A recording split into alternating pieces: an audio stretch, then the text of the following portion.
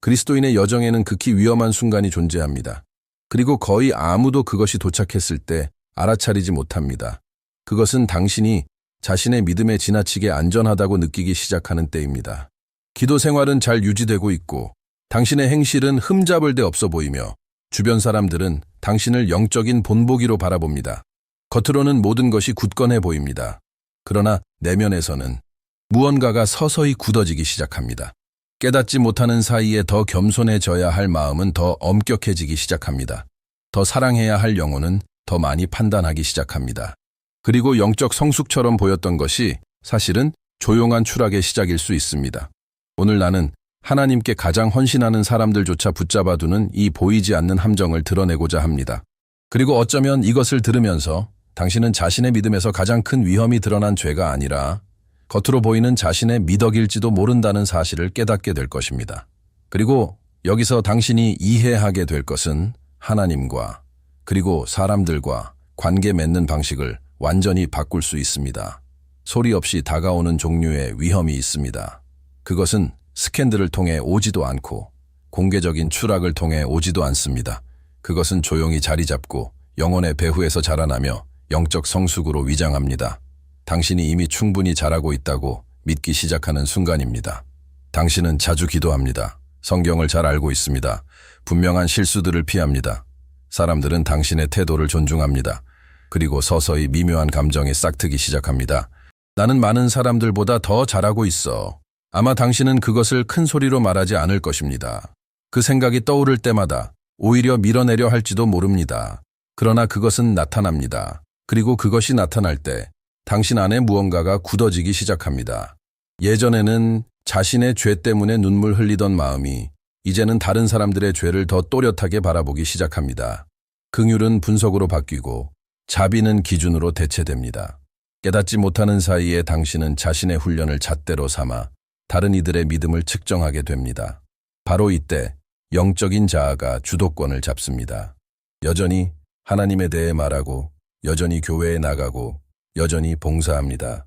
그러나 이제 모든 것은 비록 자기 자신 앞에서일지라도 어떤 이미지를 유지하는 데 초점이 맞춰져 있습니다. 가장 위험한 교만은 드러나는 교만이 아닙니다.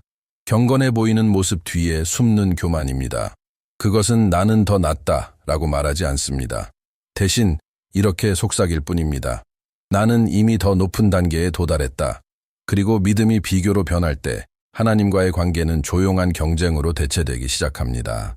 하나님에 대해 생각하는 것과 하나님과 함께 걷는 것 사이에는 깊은 차이가 있습니다. 생각은 분석을 요구합니다. 걷는 것은 맡김을 요구합니다. 그런데 우리 중 많은 이들이 깨닫지 못한 채 하나님을 연구할 주제로 여기며 경험해야 할 임재로 여기지 않은 채 자신의 영성을 끊임없는 정신적 훈련으로 바꾸어 버립니다. 당신은 하루 종일 원칙을 숙고하고 자신의 태도를 평가하고 행동을 조정하려 애쓰고 생각을 단속할 수 있습니다. 그럼에도 불구하고 진정한 친밀함에서는 멀어져 있을 수 있습니다. 왜냐하면 그 모든 움직임의 중심에 여전히 당신이 있기 때문입니다. 당신의 노력, 당신의 성과, 당신의 자기 통제, 믿음이 단지 자기 감시의 체계가 될 때 하나님은 아버지이기보다 당신이 관리하려는 하나의 개념이 됩니다. 쉼 대신 긴장이 생기고 관계 대신 영적 계산이 나타납니다. 그래서 많은 이들이 말씀 구절은 알지만 평안은 모릅니다. 교리를 설명할 수는 있지만 안식할 줄은 모릅니다. 늘 맞추려 하고 늘 더 나아지려 하고 늘 무언가를 증명하려 합니다. 심지어 자기 자신에게까지. 만약 당신의 영적 삶이 기술적인 부담처럼 느껴진다면 이제 본질로 돌아갈 때일지도 모릅니다. 더 깊고 더 단순하며 더 진실한 길이 있습니다. 그리고 만약 단지 정신적 노력에만 기반한 이 영성에서 벗어나 진정한 교제의 삶을 배우고 싶다면 지금 화면에 나타나는 QR코드를 스캔하여 기도의 코드의 콘텐츠에 접속해 보십시오. 그것은 지식을 살아있는 친밀함으로 바꾸는 첫걸음이 될 수 있습니다. 왜냐하면 믿음은 생각을 통제하는 것이 아니라 영혼을 맡기는 것이기 때문입니다. 배우기를 사랑하는 사람의 마음에는 서서히 자리 잡는 일종의 환상이 있습니다. 우리가 더 많이 이해할수록 영적으로 더 전진하고 있다는 느낌입니다. 새로운 공부 하나하나, 감동적인 설교 하나하나, 깊이 있는 책 한 권 한 권이 우리가 보이지 않는 계단을 올라 성숙을 향해 나아가고 있다는 인상을 만들어냅니다. 그러나 이해하는 것과 변화되는 것은 같은 것이 아닙니다. 당신은 은혜를 신학적으로 정확하게 설명하면서도 누군가를 차갑게 대할 수 있습니다. 용서에 대해 가르치면서도 비밀스러운 원망을 품고 있을 수 있습니다. 겸손에 대해 말하면서도 마음 깊은 곳에서는 자신이 더 많이 알고 있다는 이유로 우월감을 느낄 수 있습니다. 지식은 매혹적인 힘을 가지고 있습니다. 그것은 기분 좋은 진보의 감각을 제공합니다. 새로운 정보를 쌓았다는 이유만으로 당신이 발전하고 있다고 믿게 만듭니다. 그리고 깨닫지 못하는 사이에 당신의 정체성은 당신이 살아내는 것보다 당신이 알고 있는 것에 기대기 시작합니다. 마음은 가득 차지만 심장은 여전히 닫지 않은 채로 남습니다. 문제는 배우는 데 있지 않습니다. 배우는 것은 필수적입니다. 위험은 이해를 변화와 혼동하는 데 있습니다. 알미 영혼을 통과하여 태도를 빚어내지 못할 때 그것은 단지 영적인 장식품이 되고 맙니다. 겉으로는 아름답지만 속으로는 메마른 상태로 남습니다. 그리고 새로운 종류의 교만이 태어납니다. 깊다는 것에 대한 교만입니다. 언제나 가장 뛰어난 해석을 갖고 싶어 하고 가장 세련된 논리를 제시하고 싶어 하며 가장 높은 수준의 분석을 내놓고 싶어 하는 욕구입니다. 그러나 마음은 높은 곳을 다투는 동안 영은 사랑의 단순함에서 멀어질 수 있습니다. 참된 성숙은 얼마나 많은 개념을 지배했는가로 측정되지 않습니다. 어려울 때 사랑할 수 있는 능력, 아플 때 용서할 수 있는 능력, 많이 알고 있을지라도 겸손하게 머무를 수 있는 능력으로 측정됩니다. 지식은 비춥니다. 그러나 오직 내려놓음만이 변화시킵니다. 거룩함을 향한 추구가 그리스도를 닮고자 하는 갈망에서 비교의 도구로 바뀌는 미묘한 순간이 있습니다. 당신은 성장하기를 원하며 시작합니다. 옛 습관을 버리고 싶고 더 온전하게 살고 싶고 하나님을 기쁘시게 하고 싶어 합니다. 그러나 그 여정의 중간에서 무언가가 달라집니다. 깨닫지 못하는 사이에 당신은 다른 사람들을 다른 시선으로 바라보기 시작합니다. 여전히 어떤 약점과 싸우고 있는 그 형제, 같은 열심을 보이지 않는 그 사람, 아직 기본적인 것에서 넘어지는 그 새 신자, 그리고 당신 안에서 조용한 생각이 떠오릅니다. 아직도 저 수준에 머물러 있다니? 당신은 말하지 않습니다. 드러내지도 않습니다. 그러나 당신은 분류합니다. 거룩함은 본래 긍휼을 낳아야 하지만 점점 거리를 만들어냅니다. 하나님께서 당신을 어디에서 건져내셨는지를 기억하는 대신 당신은 다른 사람이 아직 머물러 있는 자리만을 기억하게 됩니다. 그렇게 현대의 바리새인이 태어납니다. 옛 옷을 입은 사람이 아니라 예배에 참석하고 찬양을 부르면서도 마음속에 보이지 않는 자를 들고 있는 사람입니다.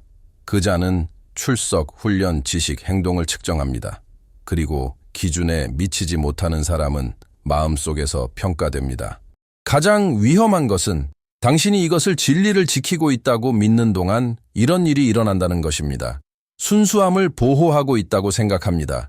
그러나 사랑은 점점 줄어듭니다. 인내는 짧아집니다. 자비는 약해집니다. 하나님과의 동행이 당신과 사람들 사이에 장벽을 만들기 시작한다면 무언가가 깊이 어긋나 있는 것입니다. 왜냐하면 은혜에 가까이 갈수록 사람은 자신의 연약함을 더 분명히 깨닫게 되고 판단하려는 마음은 더 줄어들기 때문입니다. 미덕처럼 보이는 감옥이 있습니다.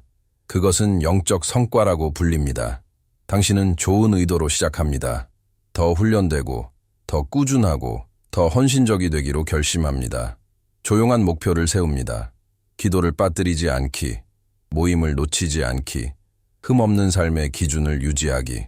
처음에는 그것이 건강해 보입니다. 그러나 점차 헌신은 부담으로 변합니다. 당신은 더 이상 하나님과 함께 있기 위해 기도하지 않습니다. 죄책감을 느끼지 않기 위해 기도합니다. 사랑으로 섬기지 않습니다. 양심을 편안하게 유지하기 위해 섬깁니다. 은혜 안에서 쉬지 않습니다. 노력으로 그것을 붙들려 합니다. 그렇게 영적 불안이 태어납니다. 속도를 늦추면 무언가 무너질 것 같은 느낌입니다. 마치 하나님의 인정이 한 주간의 당신의 성과에 달려있는 것처럼 느껴집니다. 이 논리는 지치는 순환을 만듭니다. 모든 것을 해냈을 때는 안도감을 느끼고 실패했을 때는 무거움을 느낍니다. 당신의 평안은 점점 종교적 성과에 의존하게 됩니다. 그러나 관계는 계약이 아닙니다. 사랑은 거래가 아닙니다. 만약 당신의 기도 생활이 무거운 의무가 되어 친밀함의 가벼움을 잃어버렸다면 이제 기초를 다시 배울 때일지도 모릅니다. 그리고 성과에서 벗어나 깊고 자유로운 방식으로 하나님과의 연결을 재건하고 싶다면 지금 화면에 나타나는 QR코드를 스캔하여 기도의 코드를 알아보십시오. 그것은 종교적 목표가 아닌 진정한 교제에 기초한 영적 삶을 회복하도록 도울 수 있습니다. 하나님은 효율적인 영적 직원들을 찾고 계신 것이 아닙니다. 그분은 자녀들을 가까이 부르고 계십니다. 자녀는 성과표 아래에서 살지 않습니다. 사랑 아래에서 삽니다. 믿음이 성과 위에 세워질 때 넘어짐은 치명적으로 다가옵니다. 단 하나의 실수로도 내면이 무너질 수 있기 때문입니다. 당신은 실패합니다. 어쩌면 작은 일에서일지도 모릅니다. 어쩌면 다시는 반복하지 않겠다고 약속했던 일에서일지도 모릅니다. 그러자 즉시 한 목소리가 속삭입니다. 그렇게 많은 것을 배워놓고 어떻게 그럴 수 있지? 죄책감이 빠르게 커집니다. 수치심이 뒤따릅니다. 그리고 깨닫지 못하는 사이에 당신은 멀어집니다. 하나님이 당신을 밀어내셨기 때문이 아닙니다. 당신이 스스로 다시 정돈되어야 돌아갈 수 있다고 믿기 때문입니다. 그렇게 자기 정죄의 순환이 시작됩니다. 당신은 침묵으로 스스로를 벌합니다. 기도를 줄입니다. 자신을 드러내는 것을 피합니다.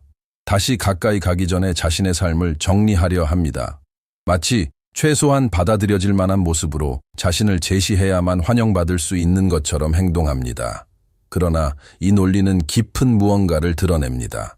당신은 여전히 자신의 수용이 성과에 달려 있다고 믿고 있다는 사실입니다. 자기 정죄는 세련된 형태의 교만입니다. 스스로를 재판관의 자리에 두기 때문입니다. 당신은 언제 돌아갈 자격이 있는지를 결정합니다.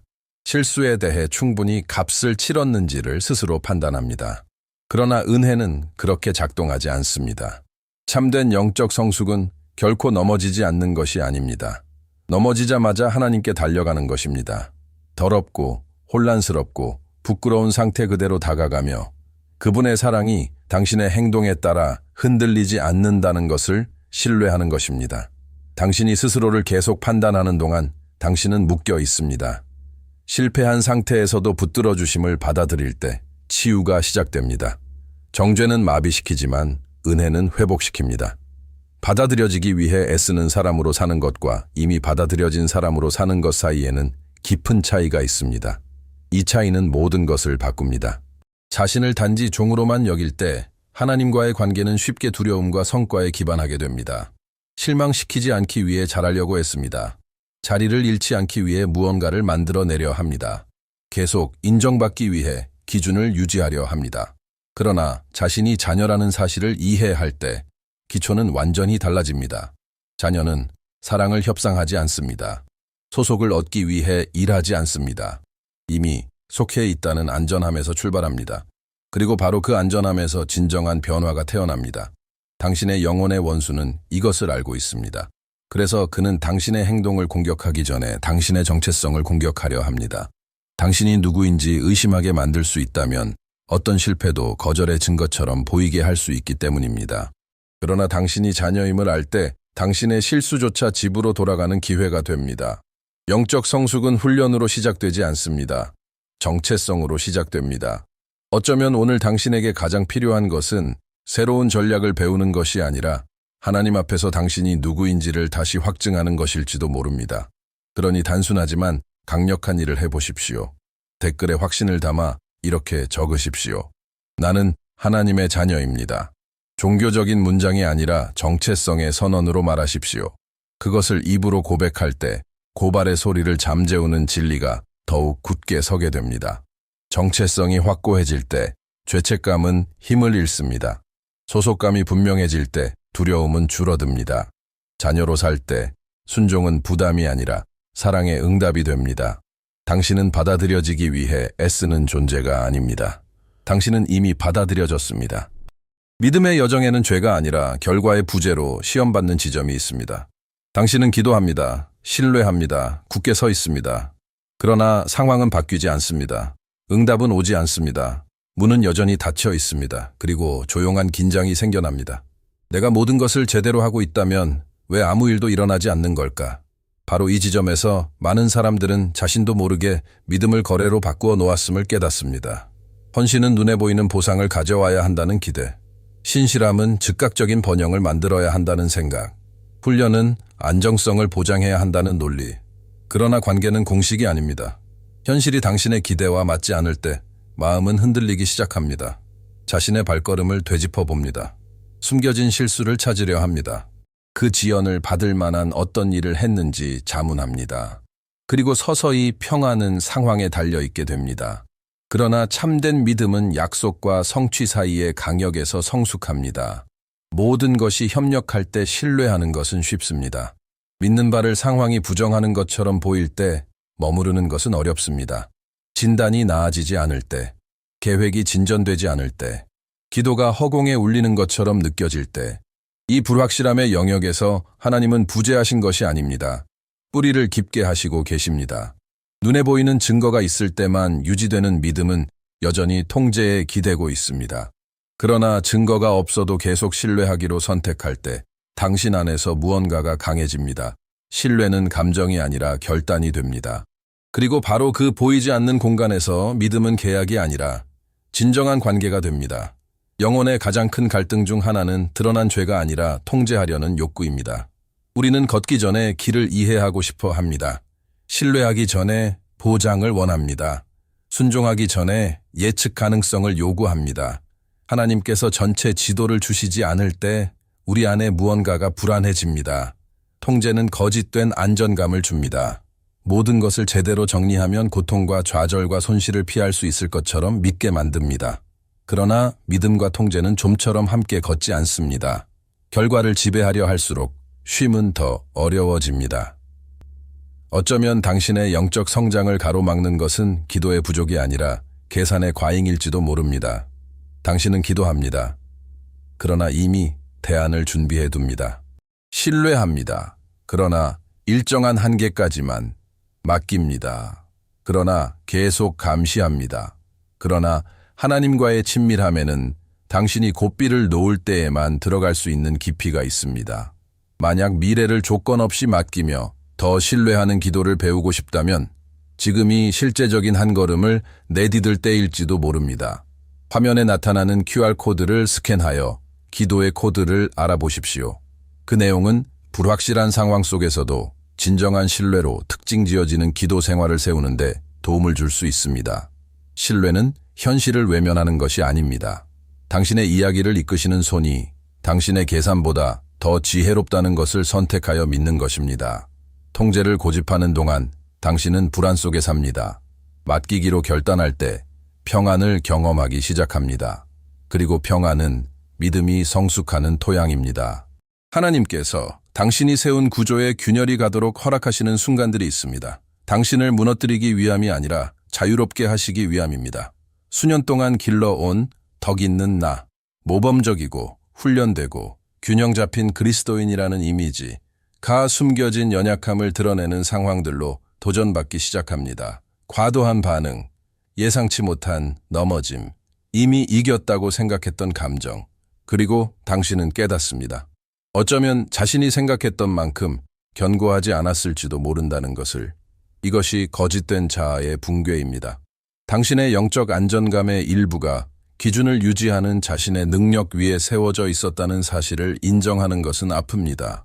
아직 미성숙한 영역이 있음을 인정하는 것은 고통스럽습니다. 다른 사람들에게 가르쳐 왔던 그 은혜가 자신에게도 필요하다는 것을 인정하는 것은 자존심을 상하게 합니다. 그러나 바로 그 균열의 지점에서 진짜가 태어날 수 있습니다. 강한 이미지를 지키려 애쓰는 동안 당신은 얕게 머뭅니다. 자신의 취약함을 받아들일 때 깊어집니다. 진정한 변화는 당신이 자신의 힘을 증명할 때 시작되는 것이 아니라 자신의 의존을 인정할 때 시작되기 때문입니다. 하나님은 종교적 임무를 유지하는 데 관심이 없으십니다. 그분은 상한 마음과 함께 일하십니다. 자기 이미지가 무너질 때 은혜는 일할 공간을 얻습니다. 붕괴는 끝이 아닙니다.